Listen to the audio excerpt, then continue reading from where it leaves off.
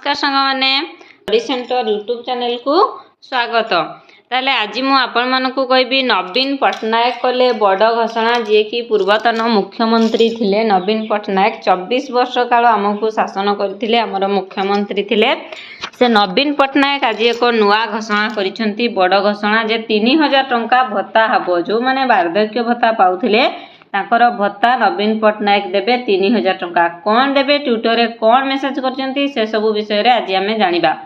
ताले समस्त विषय रे जानिबा पई वीडियो टी को शेष पर्यंत देखंतु। जदि चैनल रे नुआ आसीचंती चैनल को सब्सक्राइब कर दियंतु और पाखरे थिबा नोटिफिकेशन बेल को क्लिक कर दियंतु, जहा फल रे मु जे कोनोसी भी वीडियो आनिबी आपनक पाखरे पहुंची परिबो। सर्वप्रथमे आसंतु आज जानिबा नवीन पट्टनायक कौन घोषणा करचंती, ट्विटर माध्यम रे से ओडिशावासी को कौन जणैचंती से विषय रे जानिबा। तो नवीन पट्टनायक निजर ट्विटर माध्यम रे कहिचंती बीजेपी तार निर्वाचनी घोषणा पत्र रे भत्ताधारी को 3000 तथा 3500 टंका प्रदान पाई प्रतिश्रुति देइथिला। बीजेपी सरकार भोट पूर्वरु जेबे कि भोट होई नथिला, भोट पूर्वरु से घोषणा करिथिले जे जो माने भत्ता पाउचंती, जो मानकु भत्ता दिया जाउची सेमानकु 3000 बा 3500 टंका नेखा भत्ता दिया जिवो बोली कहिथिला। किंतु वर्तमान ताहा हेई नाही, एपर्यंत ताहा लागू हेई नाही। एथिरे वयस्क भिन्नक्षम विधवा तथा निराश्रय माने शामिल थिले। तो भत्ता को माने पाउथिले वयस्क लोक माने, भिन्नक्षम आ विधवा माने भत्ता पाउथिले। हेले बजेट रे कुहा जाउछि जे केवल 60 वर्ष बयसरु अधिक वयस्क एवं 80% अक्षमता थिबा भिन्नक्षम एही वर्धित भत्ता पाइबे।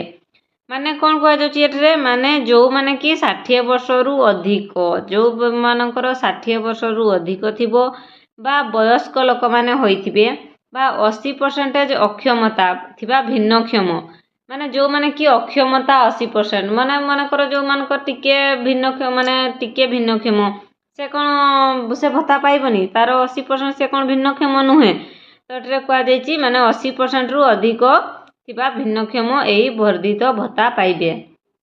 एनै 16 अगस्त रु बीजेडी जनजागरण अभियान आरंभ करबाकू जाउछि। जेहेतु भत्ता दिया जाउ नाही, जो माने कि भत्ता देबा बोली बीजेपी सरकार कहिथिले, तेणु करी जेहेतु भत्ता दउ नाही ताहले 16 अगस्त रु बीजेपी कौन करिवो से जनजागरण अभियान आरंभ करिवो। प्रति पंचायत रे एनै सचेतना कार्यक्रम कराजिवो। वयोज्येष्ठଙ୍କ अधिकार पई बीजेडी आगकू बाहरिवो। प्रतिटी कर्मी तथा सचेतन नागरिक थिरे सामिल होई लोकंकु बीजेपी रो प्रतारण विषय रे जागृत पूरा स्पष्ट होउची। बीजेपी रो प्रतिश्रुति पाणीगार पालटिची। भत्ताधारी वयस्क तथा समस्त ओडिशावासी प्रतारणा होइची। एथिरे प्रतारणा लोकंक भितरे जन असंतोष, एथिरे सामिल होई लोकंकु बीजेपी रो प्रतारणा विषय रे जागृत करिवे। जे समस्त ग्रामवासी रो लोक माने, समस्त पंचायत रो लोक माने जागृत करिवे जे भत्ता समस्तंकु दिया जाऊ। मु आशा करूची बीजेपी ओडिशा रो लोकंकु भुआ न बुलेई प्रदान करिथिबा प्रतिश्रुति पालन करिवे। बीजेपी निज प्रतिश्रुति पूरण न करिबा पर्यंत ओडिशावासी निकट रे याकू पहुंचेबा पई बीजेडी सर्वदा निजर अभियान जारी रखिबो। जे पर्यंत बीजेपी सरकार ताहा न पूरण करिसेंती जहा भी प्रतिश्रुति देइथिले, से पर्यंत बीजेडी सरकार ताहा अभियान जारी रखिबो।